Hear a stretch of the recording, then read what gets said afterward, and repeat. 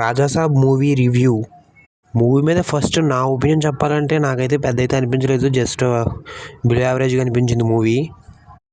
Movie గురించి first నుంచి నేను ఎలా అనుకుంటున్నానో సరిగ్గా అలాగే ఉంది మూవీ. అనవసరం లేని ఎలిమెంట్స్ చాలా ఉన్నాయి మూవీలో. మూవీ ఫస్ట్ హాఫ్ అయితే ఏదో ఫ్లోలో సోకి వెళ్ళిపోతూ ఉంటుంది ఫస్ట్ హాఫ్ మొత్తం. సెకండ్ హాఫ్ ఆ లాస్ట్ 40 minutes కొద్దిగా పర్లేదు అనిపించింది ఫస్ట్ హాఫ్తో కంపేర్ చేసుకుంటే. మూవీ ఎలా ఉందో అనే విషయం పక్కన పెడితే ప్రభాస్ అన్న మట్టుకు చాలా ఎనర్జెటిక్గా యాక్ట్ చేశాడు ఈ మూవీలో.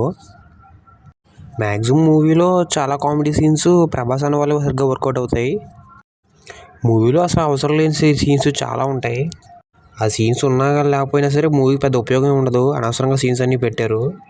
అలాగే సెకండ్ హాఫ్లో మనం ఒక సీన్ కోసం చూస్తూ ఉంటాం కదా, ఆ సీన్ అయితే ఉండదు ఈ మూవీలో. ఇక మూవీలో పర్ఫార్మెన్స్ అందరూ అయితే అలా చేసుకుంటూ పోయారు అంతే. ప్రభాస్ అన్న అయితే కొద్దిగా పర్లేదు, బాగానే చేశాడు. ఇక మూవీ బీజిఎం గురించి ఎంత తక్కువ మాట్లాడుకుంటే అంత మంచిది. పెద్ద అయితే ఇంపాక్ట్ అయితే ఇవ్వలేకపోయాడు తమనన్న.